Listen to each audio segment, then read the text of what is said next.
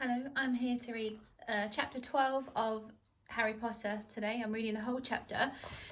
Normally it's a celebrity, but they only did up to chapter 11, so you've got me instead. Chapter 12 is called The Mirror of Erised It. Okay, Christmas was coming. One morning in mid-December, Hogwarts woke to find itself covered in several feet of snow. The lake froze solid, and the Weasley twins were punished for bewitching several snowballs so that they followed Quirrell around, bouncing off the back of his turban. The few owls that managed to battle their way through the stormy sky to deliver post had been nursed back to health by Hagrid before, so it had to be nursed back to health by Hagrid before they could fly off again. No one could wait for the holidays to start. While the Gryffindor common room and the great hall had roaring fires, the draughty corridors had become icy and bitter, and a bitter wind rattled the windows in the classrooms. Worst of all, there were Professor Snape's classes down in the dungeons, where their breath rose in a mist before them as they kept as close as possible to their hot cauldrons. "I do feel so sorry," said Draco Malfoy, one potions class, "for all those people who have to stay at Hogwarts for Christmas because they're not wanted at home." He was looking over at Harry as he spoke. Crabbe and Goyle chuckled. Harry, who was measuring out powdered spine of lionfish, ignored them. Malfoy had been even more unpleasant than usual since the Quidditch match, disgusted that Slytherin had lost. He had tried to get everyone laughing at how wide-mouthed Tree Frog would be replacing Harry as Seeker next. Then he'd realised that nobody found this funny because they were so impressed by the way Harry had managed to stay on his bucking broomstick. So Malfoy, jealous and angry, had gone back to taunting Harry about having no proper family. It was true that Harry wasn't going back to Privet Drive for Christmas. Professor McGonagall had come round the week before, making a list of students who would be staying for the holidays, and Harry had signed up at once. He didn't feel sorry for himself at all. This would probably be the best Christmas he'd ever had. Ron and his brothers were staying too because Mr. and Mrs. Weasley were going to Romania to visit Charlie. When they left the dungeons at the end of potions, they found a large fir tree blocking the corridor ahead. Two enormous feet sticking out at the bottom, and a loud puffing sound told them Hagrid was behind it.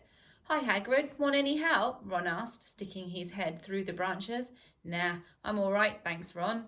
"Would you mind moving out of the way?" came Malfoy's cold drawl from behind them. "Are you trying to earn some extra money, Weasley? Hoping to be gamekeeper yourself when you leave Hogwarts? I suppose that hut of Hagrid's must seem like a palace compared to what your family's used to." Ron dived at Malfoy just as Snape came up the stairs. "Weasley!" Ron let go of Malfoy's robes. "He was provoked, Professor Snape," said Hagrid, sticking his huge hairy face out from behind the tree. "Malfoy was insulting his family." Be that as it may, fighting is against Hogwarts rules, Hagrid," said Snape silkily. 5 points from Gryffindor, Weasley, and be grateful it isn't more. Move along, all of you." Malfoy, Crabbe and Goyle pushed roughly past the tree, scattering needles everywhere and smirking. "I'll get him," said Ron, grinding his teeth at Malfoy's back. "One of these days I'll get him." "I hate them both," said Harry, "Malfoy and Snape." "Come on, cheer up, it's nearly Christmas," said Hagrid. "Tell you what, come and see the Great Hall. Looks a treat." So Harry, Ron and Hermione followed Hagrid and his tree out of the Great Hall, where Professor McGonagall and Professor Flitwick were busy with the Christmas decorations. "Ah, Hagrid, the last tree. Put it in the far corner, would you?" The hall looked spectacular. Festoons of holly and mistletoe hung all around the walls, and no fewer than 12 towering Christmas trees stood around the room, some sparkling with tiny icicles, some glittering with hundreds of candles. "How many days you got left until your holidays?" Hagrid asked. "Just one," said Hermione. "And that reminds me, Harry, Ron, we've got half an hour before lunch. We should be in the library." "Oh, yeah, you're right," said Ron, tearing his eyes away from Professor Flitwick, who had golden bubbles blossoming out of his wand and was trailing them over the branches of the new tree. "The library," said Hagrid, following him out of the hall. "Just before the holidays. Bit keen, aren't you?" "Oh, we're not working," said Harry, brightly. "Ever since you mentioned Nicholas Flamel, we've been trying to find out who he is." "You what?" Hagrid looked shocked. "Listen here. I've told you. Drop it. It's nothing to you what that dog's guarding."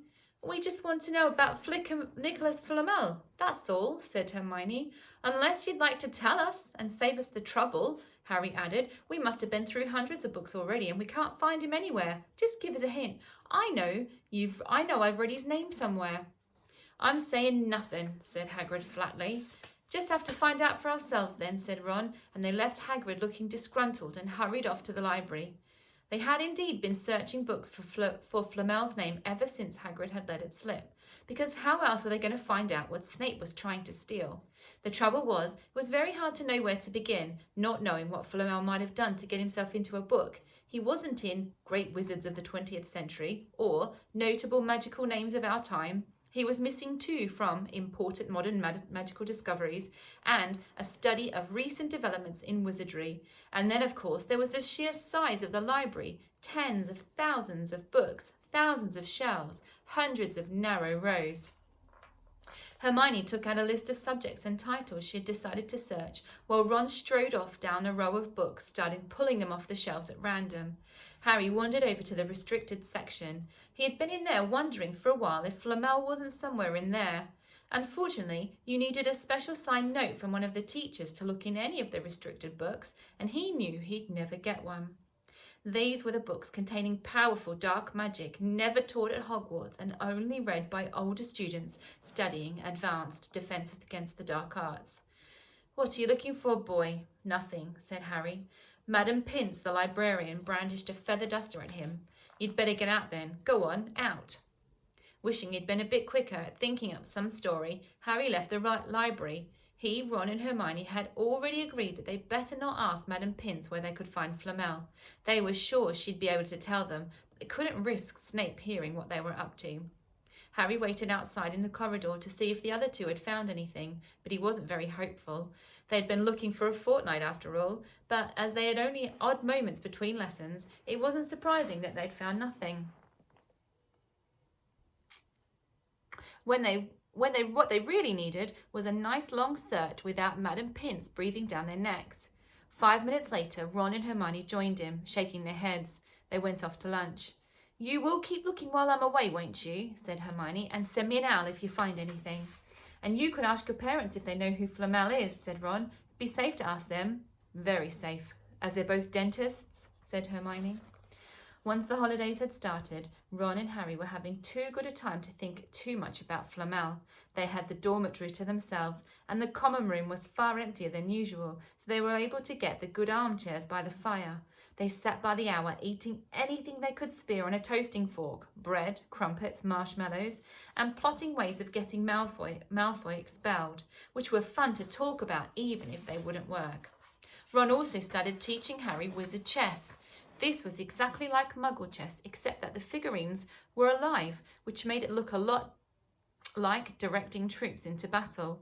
Ron's set was very old and battered. Like everything else he owned, it had once belonged to someone else in the family, in this case his grandfather. However, old chessmen weren't a drawback at all. Ron knew them so well, he never had trouble getting them to do what he wanted. Harry played with the chessmen Seamus Finnegan had lent him, and they didn't trust him at all. He wasn't a very good player yet, and they kept shouting different bits of advice at him, which was confusing. Don't send me there. Can't you see his knight? Send him. We can afford to lose him. On Christmas Eve, Harry went to bed looking forward to the next day, and for the food and the fun, but not expecting any presents at all. He woke up early next morning, however. The first thing he did see was a small pile of packages at the foot of his bed. Happy Christmas, said Ron sleepily, as Harry scrambled out of bed and pulled up his dressing gown. You too, said Ron. Will you look at this? I've got some presents. What did you expect? Turnips, said Ron, turning to his own pile, which was a lot bigger than Harry's. Harry picked up the top parcel. It was wrapped in thick brown paper, and scrawled across it was, To Harry from Hagrid. Inside was a roughly cut wooden flute. Hagrid had obviously whittled it himself. Whittled it is to carve it. Harry blew it. It sounded a bit like an owl. A second, very small parcel contained a note. We received your message and enclose your Christmas present from Uncle Vernon and Aunt Petunia. Sellotape to the note was a 50-pence piece. That's friendly, said Harry. Ron was fascinated by the 50 cents. Weird, he said. What a shape. This is money? You can keep it, said Harry, laughing at how pleased Ron was. Hagrid, my aunt and uncle. So, who sent these? I think I know who that one's from, said Ron, going a bit pink and pointing to a very lumpy parcel. My mum. I told her you didn't expect any presents and... Oh no, he groaned. She's made you a Weasley jumper.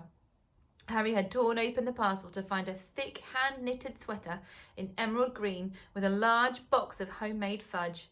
Oh, every year she makes us a jumper, said Ron, unwrapping his own, and mine's always maroon. That's really nice of her, said Harry, trying the fudge, which was very tasty. His next present contained sweets as well, a large box of chocolate frogs from Hermione.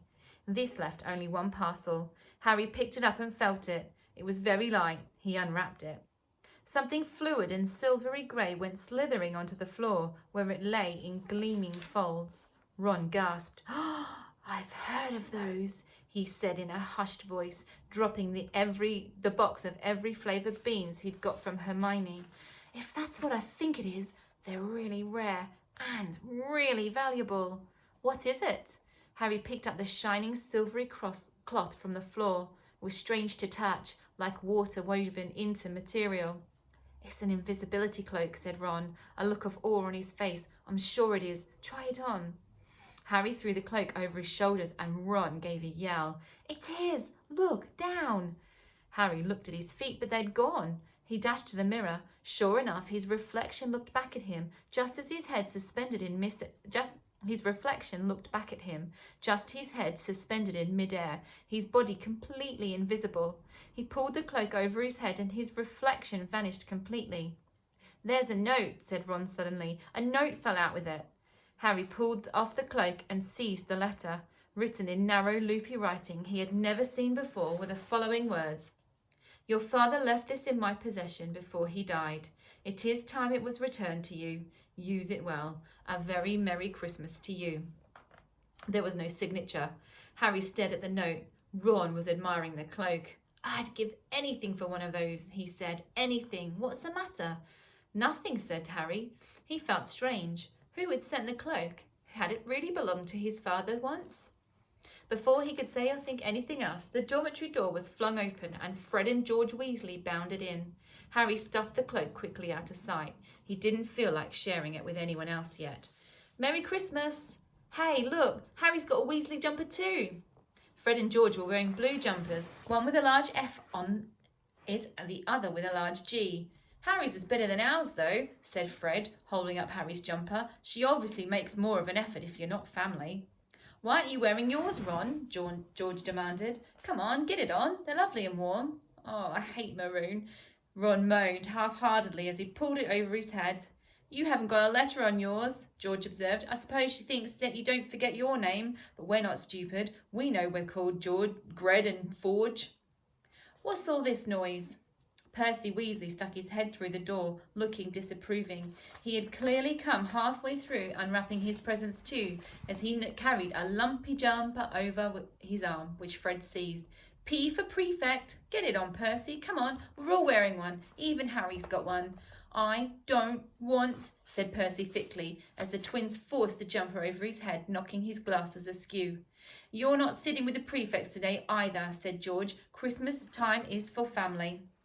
They frog-marched Percy from the room, his arms pinned to his sides by his jumper. Okay, I'm going to stop there and I'm going to read the second part of the chapter after this. So, I'll see you for the next part.